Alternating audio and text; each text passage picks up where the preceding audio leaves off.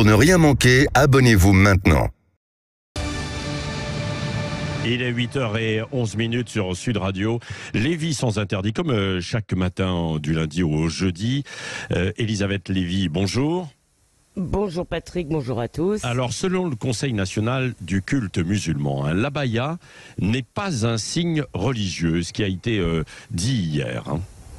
Oui, alors l'abaya, pour ceux qui auraient raté les débats précédents, c'est une robe longue généralement de couleur sinistre qui fait fureur dans certains lycéens. Et elle est recommandée par des tiktokeuses pour contrer la loi de 2004 qui interdit les signes religieux à l'école. Et pour les hommes, l'équivalent, ce serait le camis, vous savez, ce pantalon un peu bouffant. Alors en juin 22, d'ailleurs, le président qui était en visite à Marseille avait parlé d'une véritable épidémie de tenues religieuses, au point que même Papa Ndiaye, qui d'habitude regarde plutôt ailleurs, a réagi. En novembre, il a publié une circulaire expliquant que les abayas, mais aussi les bandanas et les jupes longues, pouvaient être interdites si elles étaient portées de manière à manifester ostensiblement une appartenance religieuse. Et depuis, la polémique continue. Elle est par exemple au cœur de la crise du lycée Victor Hugo à Marseille après le licenciement d'assistants d'éducation qui n'étaient pas vraiment regardants sur la tenue des élèves. Vous savez, c'est ces gens qui sont à l'entrée des établissements. Donc il y a eu hier cet avis du CFCM, le Conseil français du culte musulman. Nous sommes dans le droit de nous interroger sur l'autorité qui, dans notre République laïque, a décrété que l'abaya est un signe religieux musulman, écrit le CFCM. Eh ben oui, interrogez-vous si ça vous fait plaisir.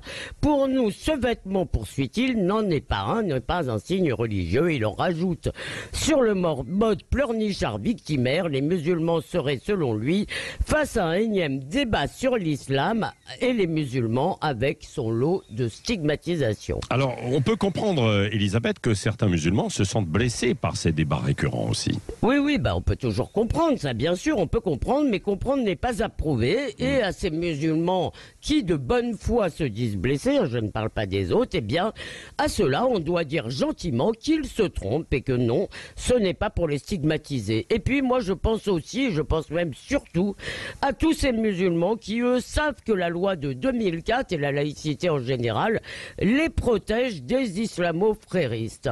Et puis bon, il faut quand même revenir à l'avis du CFCM. Alors si c'est pas un signe religieux, comment expliquer que ceux qui s'y opposent soient islamophobes? Ce n'est pas très cohérent. Et puis pourquoi y aurait-il des abayas à Alger et pas à Tokyo? Mais bon, admettons, ce n'est pas religieux au sens strict, c'est plutôt identitaire et culturel. Et le message, c'est que mon identité musulmane passe avant tout le reste. Il y a eux et il y a nous les musulmans. Et d'ailleurs, ces affaires de tenue, d'abaya, de camis, de voile, ce sont des enjeux stratégiques pour les islamistes, comme le dit Bernard Rouget, par exemple, ça fait partie de l'offensive halal.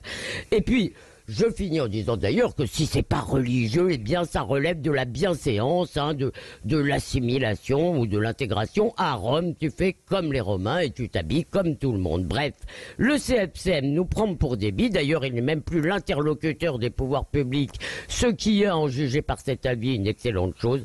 Mais tout de même, Patrick, le plus désolant, ce sont les réactions, comme toujours, des insoumis.